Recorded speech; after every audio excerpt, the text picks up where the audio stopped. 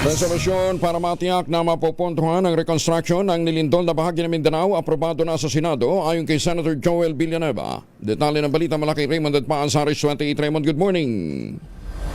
Inaprobahan na sa Senado ang resolusyon para tiyakin na may sapat na pondo para makabangon muli ang mga lugar sa Mindanao na apektuhan ng 7.8 magnitude na lindol. Aprobado sa special session ng Senate Resolution 447 na inihain ni Senate Deputy Majority Leader Joel Villanueva. Hinimok nito ang national government na tiyakin ang sapat na pondo at resources para mapabilis ang relief, rehabilitation, reconstruction at recovery ng mga komunidad na nasira dahil sa malakas na lindol. Sabi ni Villanueva, maraming mga pangunahing infrastruktura ang nasira gaya ng mga bahay, kalsada, tulay, eskwelahan, ospital at iba pa. Sa report ay mahigit 1 bilyong piso ng halaga ng mga nasira sa lindol at inaasahang ito'y tataas pa. Giit ni Villanueva ang Mindanao ay may malaking papel na ginagampanan sa larangan ng ekonomiya at agrikultura, kaya't kung ano ang nangyayari doon ay apektado ang buong bansa.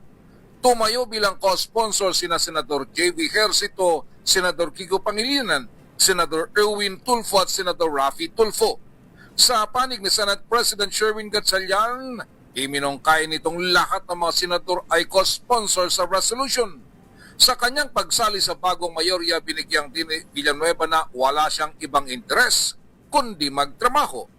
Narito si Senador Joel Villanueva. Mr. President, Mindanao is a pillar of our national economy.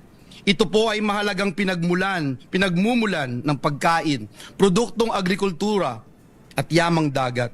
Kapag naapektuhan po ang Mindanao, nararamdaman po ito ng ating buong bansa. Initial assessments estimate at least 1.13 billion pesos in damage to public and private infrastructure. And that figure is expected to rise, Mr. President, as assessments continue.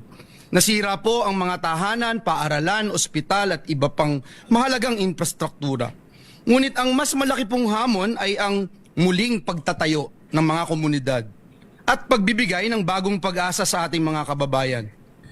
Ito si RH28, Raymond at Paz para sa DCRH, una sa Pilipinas, una sa Pilipino.